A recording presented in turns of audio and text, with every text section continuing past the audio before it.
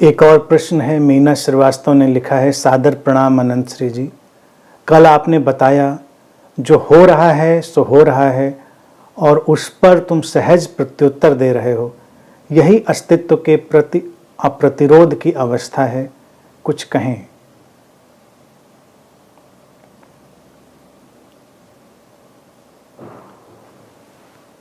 जो हो रहा है सो हो रहा है, उसको स्वीकार कर लेना। जो हो रहा है वो कई तलों पर हो रहा है। जीवन के प्रति अप्रतिरोध की जो अवस्था है उसको हमें गहराई से समझना पड़ेगा।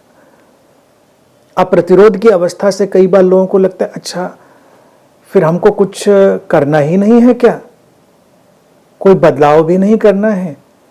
बदलाव की भावना तुम्हारे अंदर घटे और उस बदलाव की घटना के प्रति संघर्ष करना भी तो प्रतिरोधी हुआ।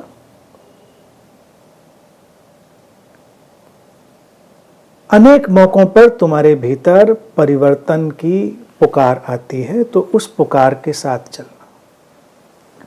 जब नहीं आती है तो तुम नहीं चल रहे हो। और जीवन में जो हो रहा है उसके प्रति तुम संघर्ष करो या ना करो, वो तो हो ही रहा है। मुख्य बात है उसको देखना कि वो हो रहा है।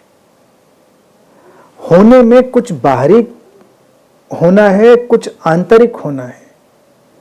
जो बाहर हो रहा है उसके प्रति अप्रतिरोध और जो भीतर हो रहा है उसके प्रति अप्रतिरोध, कुछ तुम्हारे अंतर जगत में घट रहा है उसके साथ भी सहयोग करना है और बाहर के जगत में घट रहा है। दोनों के बीच जो एक संतुलन घटता है वही जीवन में रूपांतरण लाता है। तुम जिस चीज के प्रति प्रतिरोध करते हो, रेजिस्ट करते हो, वही तुम्हारे जीवन में बढ़ जाती है। अगर तुम्हारे जीवन में उदाहरण के लिए बीमारी भी घटे और उस बीमारी के प्रति तुम अप्रतिरोध की एक व्यवस्था लेकर आओ अपने अंदर, तुम उसको जल्दी ही हील कर पाओगे। बीमारी के प्रति नॉन रेजिस्टेंस कैसे लाओगे?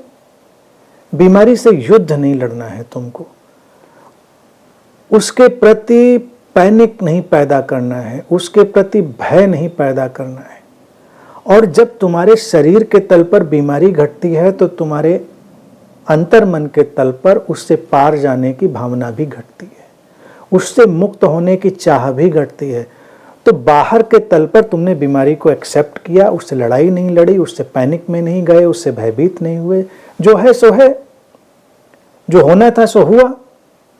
और अपने अंतर मन के तल पर जो उससे मुक्त होने की आकांक्षा उठी, तुमने उसका सहयोग किया, उसके प्रति भी कोई प्रतिरोध नहीं किया।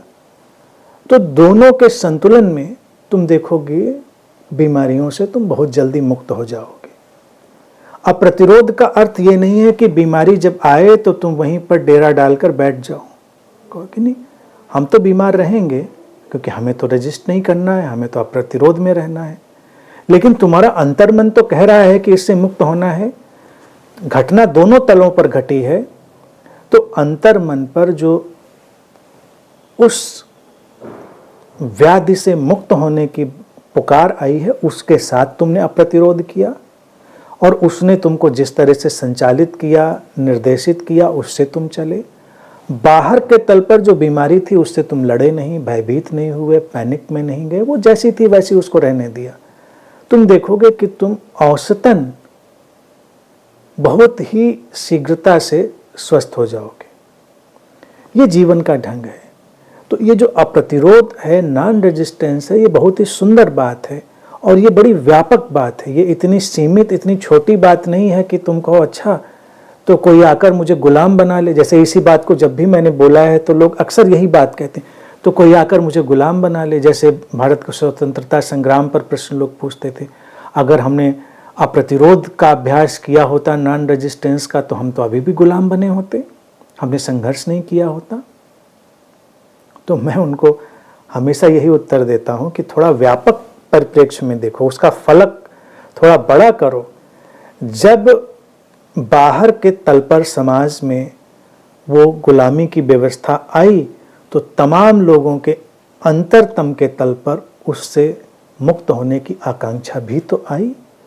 अप्रतिरोध था उससे लड़ाई न लड़ना, और अप्रतिरोध ये भी था कि जो भीतर से मुक्त होने की आकांक्षा आई थी उसके साथ चलना।